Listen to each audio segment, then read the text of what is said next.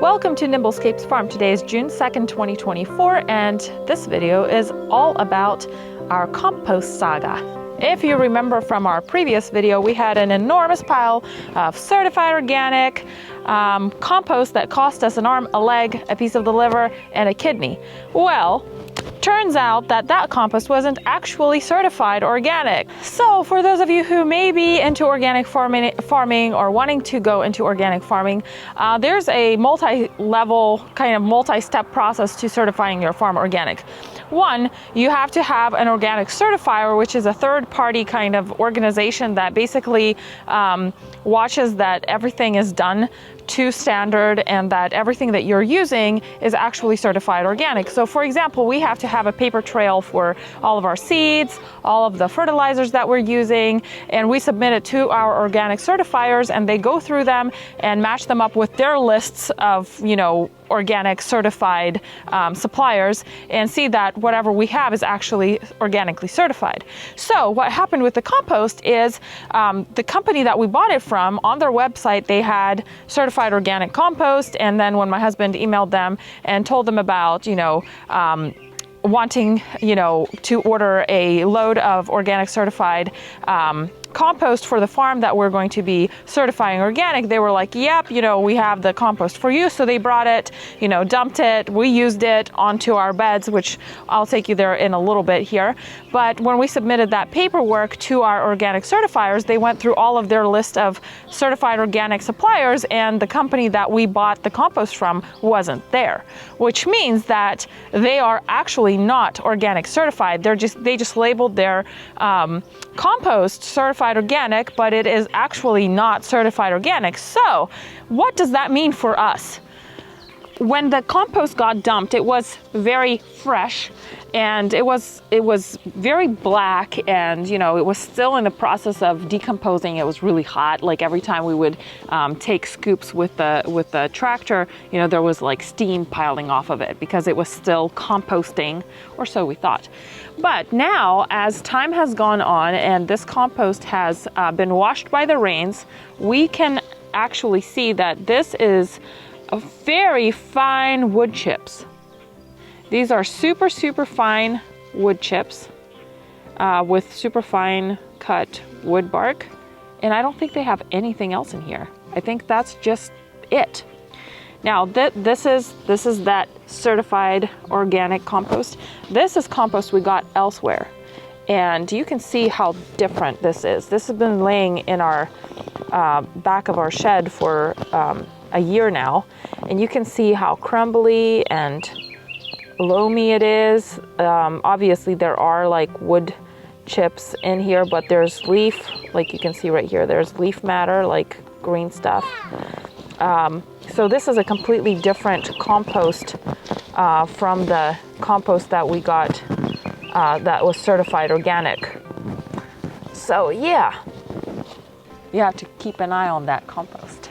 If you can drop a comment in the comment section, that would really help the channel grow, and I would really appreciate it. But let's go out here and see what is happening with this wonderful compost and what the non-organic compost entails for us now as farmers who are trying to certify organic. So as you can see, we have 6 beds here, and then we have 7 or 8 beds out there of this certified organic, not certified organic compost.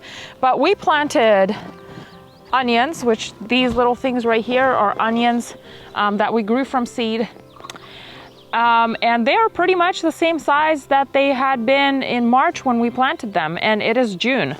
Also the lettuce, our poor little freckles lettuce, is not growing either. We actually tried a couple leaves of it, and it is so terribly bitter. It is not edible because it is so bitter. And that's pretty much how everything looks in these beds. It's kind of like stopped right in the size that it had been when we planted it, which is an indication that there are problems with the soil medium compost that we planted it into. But it's okay, I guess. I mean, this is the first year, so our goal is to make as many mistakes as possible so that we can learn from those mistakes and move on and not make them again in the next growing season. So what does this certified organic compost mean for our farm? So basically we have to quarantine this entire area where we used it for 3 years before we can certify this area organic. We also have to have 50-foot setbacks from it to another bed, so that the non-organic stuff doesn't leach into our organic area. So yeah, that's a bit of a job, because we put so much time into making this, and we were like basically counting on being able to grow something here. But now we will have to make completely new beds 50 feet away from here, and yeah, certify those organic. On a positive note, we do have some positive experiences here on the farm as well. So we decided to plant our tomatoes right into the soil with no compost and no fertilizer for now, into the soil. So they are looking absolutely spectacular, and I am excited to see what they will do throughout the season, and maybe, just maybe, we will have a bumper crop. Take a look at this beauty. So it has some flower buds right here, which I'm so excited about. But yeah, they're looking vigorous and healthy. Super exciting.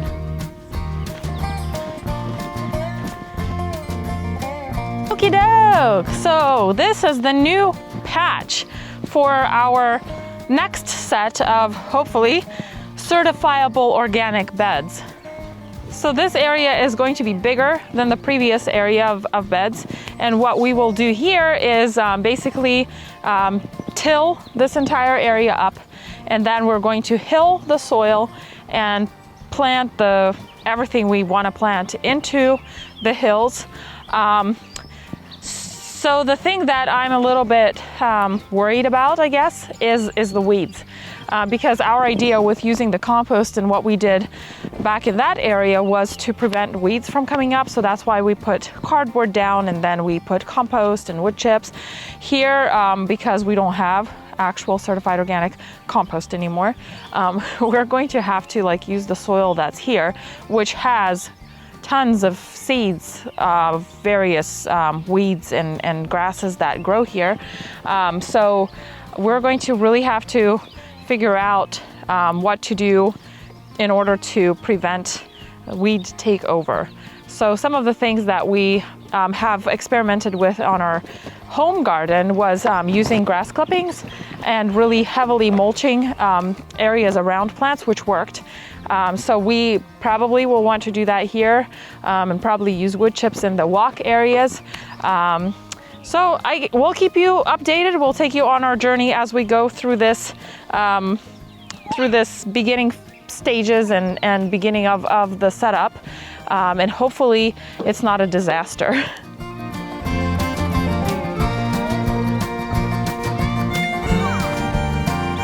Also, some great news is our future pick your own black raspberry patch. To the untrained eye, this patch may look a little skimpy and maybe a little odd, maybe not robust, but if you've ever grown black raspberries, you know that when you transplant them initially, they look kind of rough, but they send these baby shoots from the root.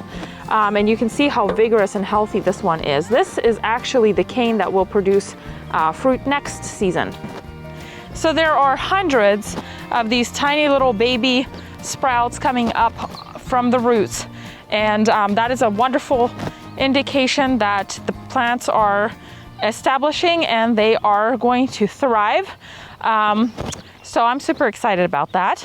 Another positive thing is that we didn't use any of the compost here, which is fantastic because we can certify this berry patch organic this year. So we will be able to have certified organic black raspberries next season when they start fruiting, and that is super exciting. So there's still a lot of work in progress. Like I had said, we're building these new beds right here. We're also planning on putting in about 500 strawberry plants this season, so that will come in September. And in order to do that, we need to till up the area that the strawberries will be in and hill them up or figure out what we're doing, basically. So yeah, there's still lots of work and lots of growth that needs to happen.